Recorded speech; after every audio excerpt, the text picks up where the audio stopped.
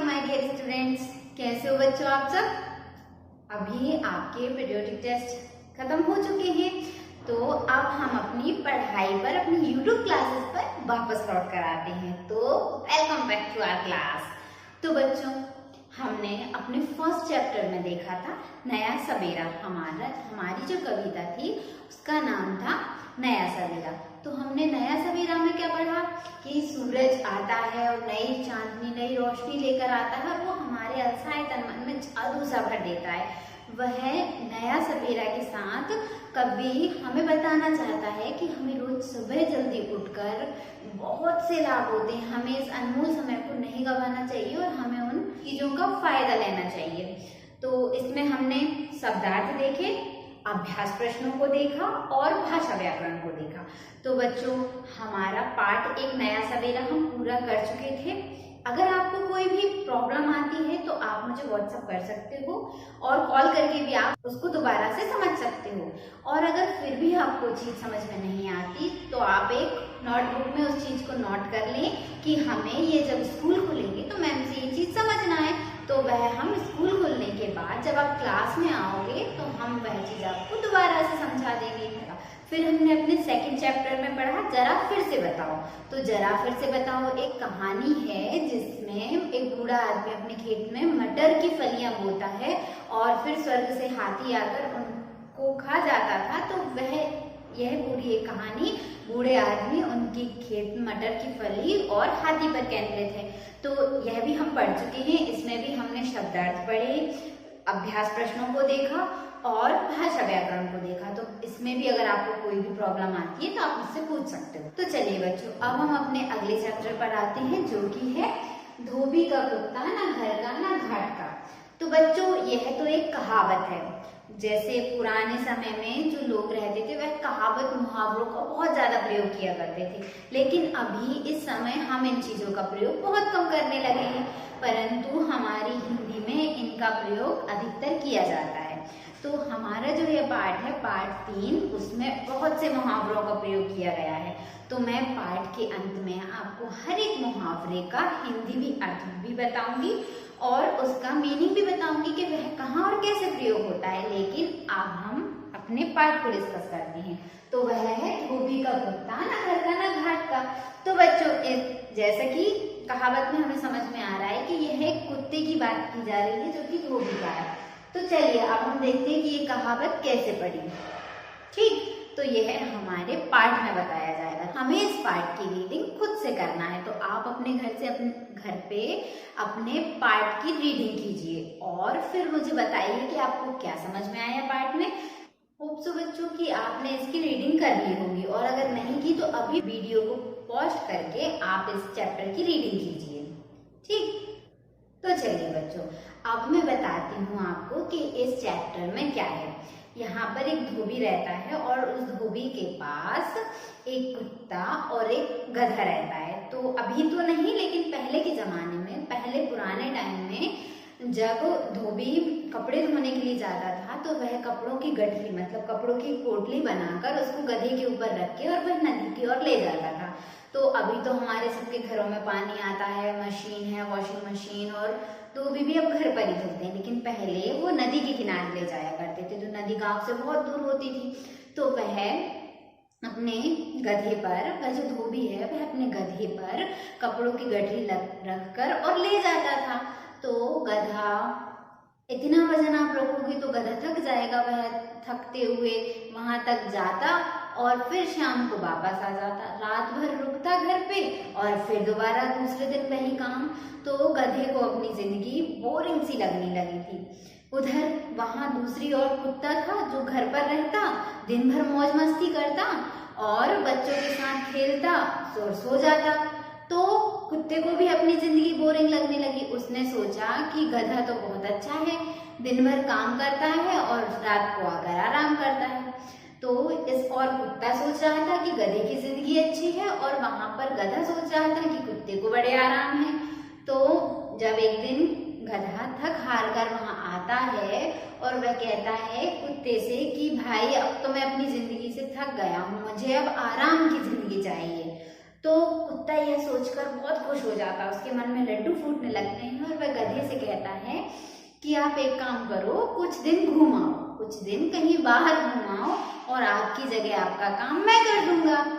तो गधे को भी लगा कि ठीक है भाई, अच्छा आइडिया है, मैं कहीं घुमाता हूँ और मेरी जगह काम ये कर लेगा। तो कुत्ता तो ये सोचकर खुश था कि अब हमें नदी किनारे जाने मिलेगा, अब हम बहुत मौज मस्ती करेंगे। तो अगले दिन गधा वहां से धोबी के घर से चला जाता है। अब जब सुबह धोबी आता है कपड़ों की गठरी लेकर, तो वह गधे को नहीं देख पाता, गधा वहां रहता ही नहीं है। तो फिर कुत्ता उससे कहता है कि गधा कुछ दिन अपने दोस्तों से मिलने गया है, उसकी जगह आपका काम मैं कर दूंगा। तो धोबी कुछ सोचता है पहले और उसे कुछ जवाब नहीं देता। तो कुत्ते को लगता है कि यह मतलब इसने मेरी बात नहीं सुनी या मेरी बात नहीं मानना चाहता। तो वह अपनी बात दोबारा दोहराता है कि गधे की जगह आप चिंता न करिए, गधे की जगह मैं आपका काम करूंगा। तो धोबी कुछ सोचता है और कहता है चलो ठीक है। तो वह कपड़ों की पोटली कुत्ते के ऊपर रख के और उसे ले जाता है नदी किनारे। अब जैसे ही कपड़ों की पोटली, अब उसमें तो बहुत वजन था, जैसे ही कपड़ों की पोटली कुत्ते के ऊपर रखता है तो कुत्ता तो बिल्कुल थक, मतलब इतना वजन आप एकदम से कुत्ते के ऊपर रखोगे तो वो तो फैल जाएगा भाई, है ना।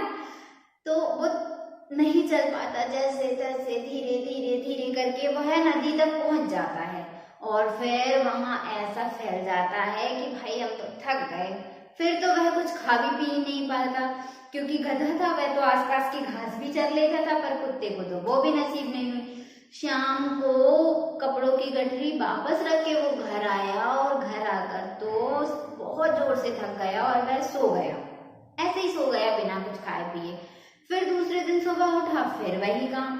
तो धोबी आया और वह सोचता है कि ओखली में सर दिया तो मूसल से क्या डरना। तो बच्चों यह भी एक कहावत है, इसका मतलब ये है कि जब आपने किसी काम को करने के लिए आगे पैर बढ़ा दिया है तो अब उस काम में आने वाली परेशानियों से क्या डरना। यह सोचकर कुत्ता फिर से वह पोटली रखकर और दोबारा नदी की ओर चल पड़ा। तो ऐसे ही कुछ दिन तक चलता रहा और कुत्ता बहुत थक गया था। तो कुत्ता एक दिन सोचता है कि भाई गधे की जिंदगी जीना इतना आसान नहीं है। फिर एक दिन वह गधा वापस आता है और कुत्ते को देखकर कहता है, अरे भाई क्या हुआ तुम्हें, तुम तो ऐसे मरे दुबले से लग रहे हो।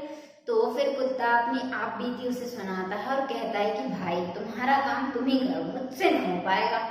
अगले दिन जब वह धोबी वहां आया तो वह गधा वहां पर पहुंच चुका था। तो कुत्ते ने कहा कि अब गधे का काम गधा ही करेगा। तो धोबी ने एक कपड़े की गठरी उठाकर गधे के ऊपर रख दी, लेकिन एक और छोटी गठरी उसने कुत्ते के ऊपर भी रख दी और कहने लगा कि अब मुझे लोग तुम्हारी वजह से ज्यादा पहचानने लगे हैं, मतलब तुम्हारी वजह से मेरा काम और बढ़ गया है, तो अब से तुम भी मेरे साथ चलोगे। तो यह सुनकर कुत्ता तो अपना सिर धुनने लगा, मतलब वह सोचने लगा कि कहाँ से मैं इस परेशानी में पड़ गया। कुत्ते ने सोचा कि दूसरी की थाली में घी देखने के चक्कर में मैं घर का रहा ना घाट का। दूसरी की थाली में घी देखना यह भी एक कहावत है। इसका अर्थ होता है कि दूसरे की थाली में अच्छा देखकर जल रहे थे, मतलब उसे लगा था कि गधा बहुत आराम करता है, काम करने के साथ साथ उसकी जिंदगी बहुत मजेदार है। तो वह दूसरे की थाली में घी देखने के चक्कर में खुद को उस परेशानी में डाल चुका था। तो बच्चों यही से ये कहावत पड़ी, धोबी का कुत्ता ना घर का ना घाट का। तो हमें इस कहानी से ये शिक्षा मिलती है कि हमें अपना काम पूरी ईमानदारी से करना चाहिए, किसी और के काम के पीछे नहीं भागना चाहिए।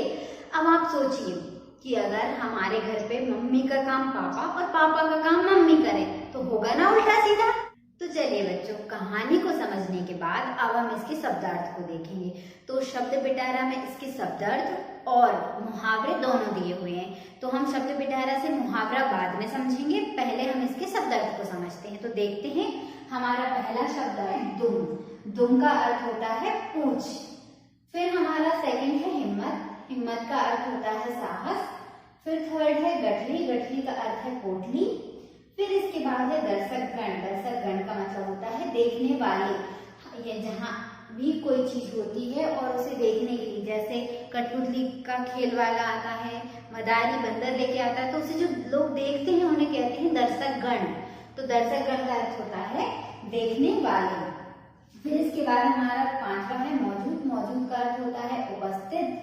मौजूद का क्या अर्थ होगा? उपस्थित। फिर है प्रतिदिन। प्रतिदिन का अर्थ होगा रोजाना। इसके बाद है तंदुरुस्त। तंदुरुस्त का अर्थ होता है स्वस्थ। तो बच्चों यह हो गए आपके शब्दार्थ। अब शब्दार्थ के बाद हम देखते हैं अपने मौखिक प्रश्न को। तो हमारा पहला प्रश्न है, धोबी के पास ज्यादातर कौन सा जानवर होता है? अभी इस समय में नहीं, पहले के समय में धोबी के पास ज्यादातर कौन सा जानवर होता था? तो गधा। गधा और उसी के एक और प्रजाति होती है खच्चर। अब हमारा दूसरा प्रश्न है, रात में घर के बाहर मटर गश्ती कौन करता था? तो रात में घर के बाहर मटर गश्ती कौन करता था बताइए? कुत्ता। जी, तो इसका आंसर होगा कुत्ता। फिर इसके बाद हमारा तीसरा प्रश्न है, कुछ दिनों के लिए गधा कहाँ चला गया था? तो कुछ दिनों के लिए गधा अपने दोस्तों से मिलने गया था। अब हमारा चौथा प्रश्न है, अंत में धोबी ने कुत्ते को कौन सा काम सौंपने का निर्णय लिया? तो अंत में धोबी ने कुत्ते को गठरी लाने और ले जाने का काम सौंपने का निर्णय लिया। तो बच्चों यह तो हुए आपके मौखिक ओरल प्रश्न। अब हम देखते हैं अपने अगले अभ्यास प्रश्न को, जो कि है उचित शब्द से रिक्त स्थान भरिए। तो जो रिक्त स्थान मतलब खाली स्थान है उसे आपको फिल करना है। तो हमारा पहला खाली स्थान है, धोबी के पास गधे के अलावा एक कुत्ता भी था। खाली स्थान में आ जाएगा कुत्ता।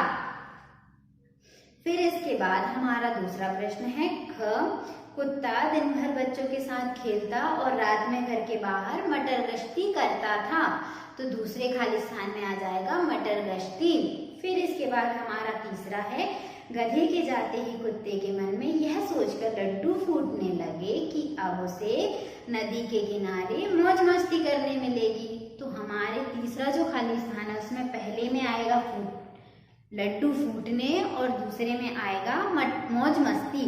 फिर इसके बाद देखते हैं, गठरी बंधते ही कुत्ते को दिन में तारे दिखाई देने लगे। तो पहले खाली स्थान में आएगा गठरी और दूसरे में आएगा दिन। इसके बाद हमारा लास्ट वाला खाली स्थान देखते हैं, अंत में कुत्ते को लगा कि गधे की जिंदगी जीना इतना आसान नहीं है। तो बच्चों यह तो हुए आपके खाली स्थान। अब हम देखते हैं किसने किससे और क्यों कहा। तो हमारा पहला वाक्य है, मैं कुछ दिन तुम्हारी जगह काम कर लूंगा, जाओ तुम घूमाओ। तो यह बात कुत्ते ने कही गधे से, और क्यों कही? क्योंकि वह उसकी जगह नदी पर जाना चाहता था। अब हमारा दूसरा वाक्य देखते हैं, तुम तो बहुत कमजोर लग रहे हो मेरे दोस्त। यह बात गधे ने कही कुत्ते से, और क्यों कहा? उसकी हालत देखकर।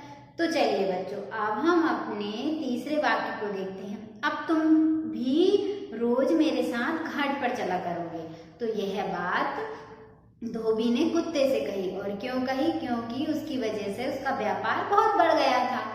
तो बच्चों यह तो हुए किसने किससे और क्यों कहा। अब हम अपने अगले प्रश्न को देखते हैं, जो कि है सही वाक्य के आगे सही और गलत वाक्य के आगे गलत निशान लगाइए।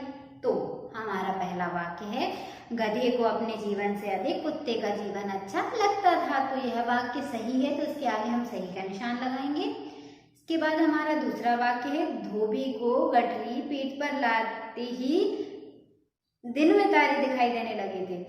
तो धोबी को दिन में तारे दिखाई देने लगे थे? नहीं, तो यह बात गलत है। कुत्ते को दिन में तारे दिखाई देने लगे थे। तो इस वाक्य के आगे हम गलत का निशान लगाएंगे। अब इसके बाद हम अगला देखते हैं, धोबी और गठरी लादे हुए कुत्ते को देखने के लिए रास्ते में दर्शकगण मौजूद थे। तो धोबी और गठरी लादे हुए कुत्ते को देखने के लिए बहुत से लोग इकट्ठा हुए थे, तो उन्हें कहते हैं दर्शकगण। तो यह वाक्य सही है। इसके बाद हमारा अगला वाक्य है, बच्चे तो हंसते हंसते लोटपोट हो गए। तो यह वाक्य सही है, इसलिए इसके आगे हम सही का निशान लगाएंगे। इसके बाद देखते हैं, धोबी घाट पहुंचते ही कुत्ता निढाल होकर गिर पड़ा। तो धोबी घाट जैसे ही पहुंचे कुत्ता थक कर गिर जाता है। तो यह वाक्य भी हमारा सही होगा। तो बच्चों देखिए, यह तो हुए आपके अभ्यास प्रश्नों में सही और गलत का निशान लगाइए। तो इसी के साथ हमारा आज का यह वीडियो यहीं पर समाप्त होता है। इसके बाद का हम अपने अगले वीडियो में पढ़ेंगे। तब तक आप अपने वीडियोस को देखकर रिवीजन करते रहिए और कोई भी प्रॉब्लम आती है तो आप मुझे कांटेक्ट कर सकते हैं।